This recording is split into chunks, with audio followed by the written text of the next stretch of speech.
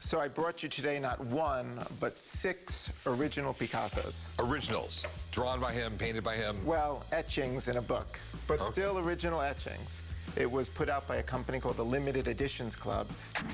I came into the shop today to sell a book illustrated by Picasso. There are a lot of people that would be interested in buying this. Picasso is the greatest artist of the 20th century. I'm asking $5,000 for the book.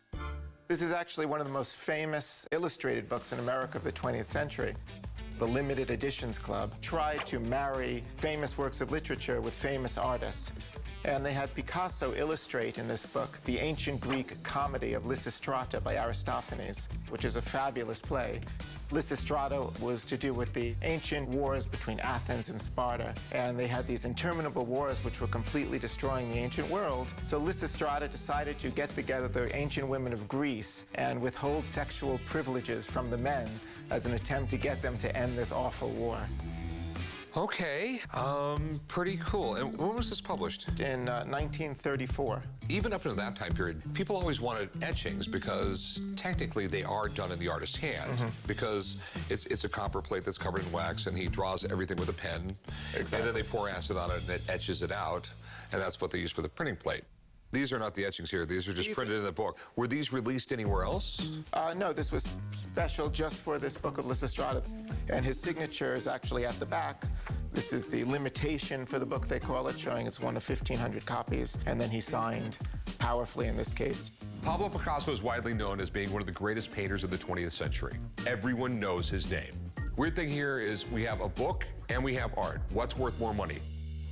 Well, I'm looking for something like $5 grand for the book. Do you mind if I have my art guy look at it? Yeah, no, of course. Give me a few minutes. I will get him down here. Perfect. Thanks so much. Chad thinks my best course of action with this book is to cut the illustrations out and sell them separately. But the only way I can know for sure is if I call Rebecca and get her opinion on it. Maybe the book is worth more as a whole. I brought you a book I'm sure you're going to know. I know and love this book. I mean, this is part of a larger 20th century trend, which is really important in books. It's the whole livre d'artiste, which is artist books, right? The first was Manet does The Raven in the late 19th century, and then you get this entire trend where great artists are turning to literature. And this confluence is it's a beautiful thing. So what do you think of it? Let me take a quick look at it. All right, limitation page.